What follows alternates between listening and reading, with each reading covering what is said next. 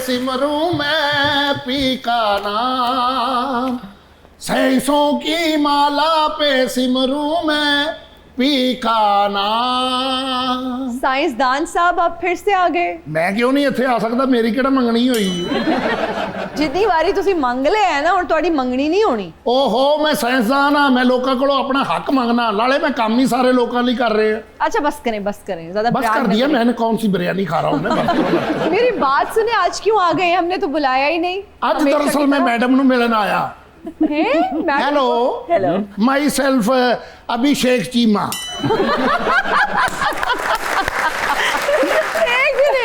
अभिषेक चीमा कौन है भाई? अभिषेक इन्होंने दसांगा तो मेरी गल सुननगे ना। दरअसल मैं साइंसदान हाँ, मैं ना कमल जी चीज़ां कुछ बनाइयां ने जी, वो मेरे को सेल नहीं हो रही ना, लोगों ने मनना कि वो मैं बनाइयां ने।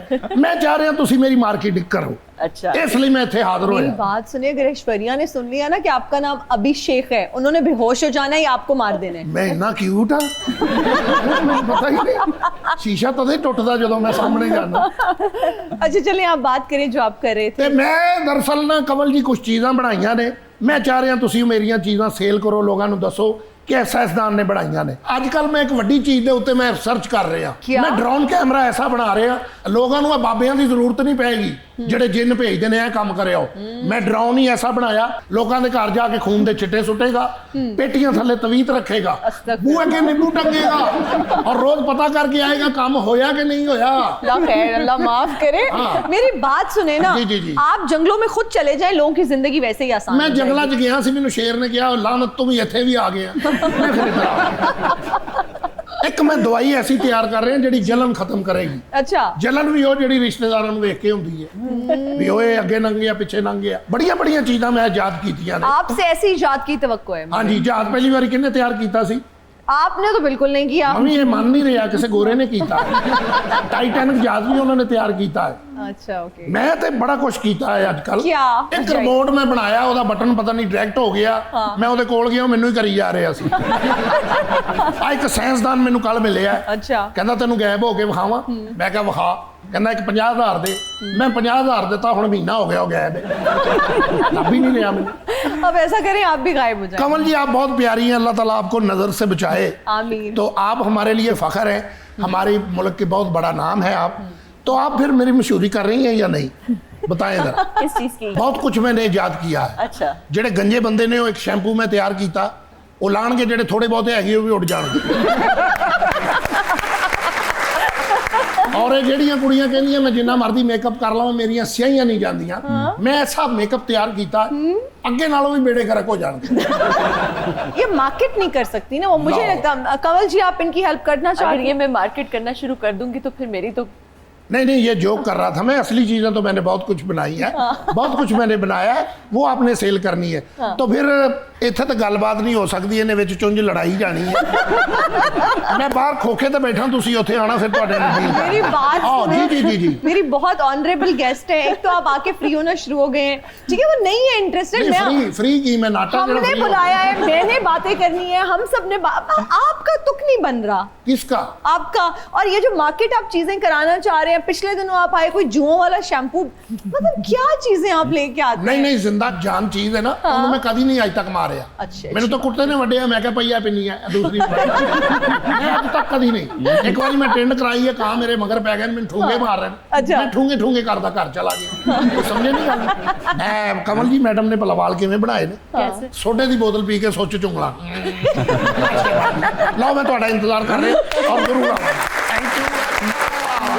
अच्छा आप नसीबो जी के बहुत ज़्यादा गाने गाते हैं? जी है ना, पसंद है आपको उनके ट्रैक?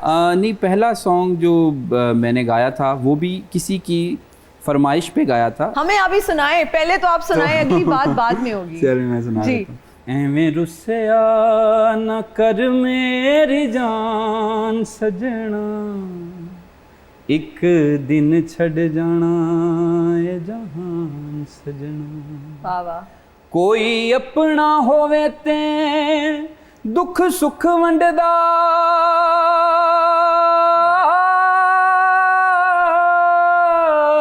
क्या बात है। कोई अपना होवे ते दुख सुख वंडदा, ਕਿਸੇ ਗੈਰ ਤੇ ਕਰੀਏ ਕੀ ਮਾਣ ਸਜਣਾ, ਕਦੀ ਸਾਡਾ ਵੀ ਤੇ ਬਣ ਮਹਿਮਾਨ ਸਜਣਾ, ਇੱਕ ਦਿਨ ਛੱਡ ਜਾਣਾ ਇਹ ਜਹਾਨ ਸਜਣਾ।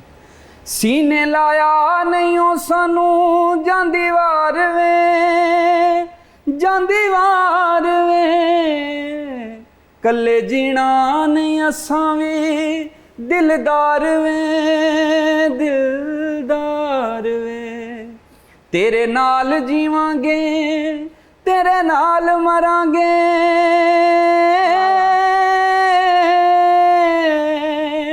ਤੇਰੇ ਨਾਲ ਜੀਵਾਂਗੇ ਤੇਰੇ ਨਾਲ ਮਰਾਂਗੇ, ਅਸਾਂ ਤੇਰੇ ਨਾਲ ਕੀਤੀ ਸੀ ਜ਼ੁਬਾਨ ਸਜਣਾ, ਹੋਈ ਤੇਰੇ ਬਾਝੋਂ ਦੁਨੀਆ ਵੀਰਾਨ ਸਜਣਾ, ਇੱਕ ਦਿਨ ਛੱਡ ਜਾਣਾ ਇਹ ਜਹਾਨ ਸਜਣਾ, ਐਵੇਂ ਰੁੱਸਿਆ ਨਾ ਕਰ ਮੇਰੀ ਜਾਨ ਸਜਣਾ, ਇੱਕ ਦਿਨ ਛੱਡ ਜਾਣਾ ਜਹਾਨ सजना। क्या बात है,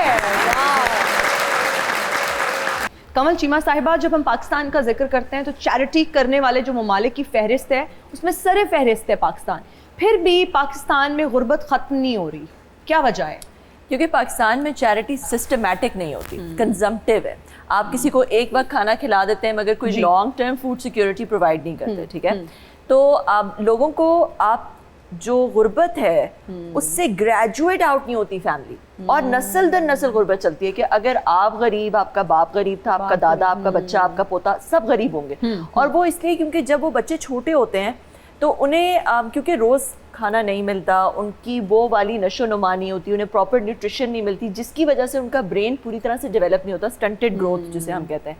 वही बच्चा जब बड़ा होता है, क्योंकि उसकी स्टंटेड ग्रोथ है और उसको उस तरह की एजुकेशन नहीं मिली, तो वो एक ऐसे बंदे से compete नहीं कर सकता जिसको जो इस डिसएडवांटेज के साइकिल से नहीं गुजरा, फिर वो दोबारा गरीब हो जाता है। अच्छा, जब हम सर्विस की बात करते हैं, पाकिस्तान में डिफरेंट सर्विस कंडक्ट होते हैं। डॉन न्यूज़ के एक सर्वे के मुताबिक पाकिस्तान में भिखारियों की तादाद लगभग 4 करोड़ है और जो उनकी सालाना आमदन है वो 42 अरब डॉलर है। तो आप सोचें कि इतने पैसे तो भिखारी कमा रहे हैं, मतलब हमारे यहाँ लोग ही हैं ना जो उनको पैसे दे रहे हैं, फिर भी इतनी गुर्बत है, इतने अमीर लोग हमारे मुल्क में ही रहते हैं। देखिए, ये जो भिखारी है ये गुर्बत खत्म करने के लिए नहीं, ये एक प्रोफेशन है, ये एक प्रोफेशन है, ये माफिया है जो कि, और जब तक कि हम इनके अगेंस्ट स्टैंड नहीं होंगे, देखो 42 बिलियन डॉलर्स इतनी बड़ी रकम है कि इतना दे हम IMF के लिए जाते हैं 3 बिलियन डॉलर्स के लिए, एग्जैक्टली 4 बिलियन डॉलर्स, तो ये 42 बिलियन डॉलर्स है जो कि वेस्ट हो रहा है। तो ये तो हमें इसको पाकिस्तानियों को, सारे सिटीजन्स को यूनाइट होना पड़ेगा कि ये भिखारियों वाली लत पाकिस्तान से खत्म हो जाए।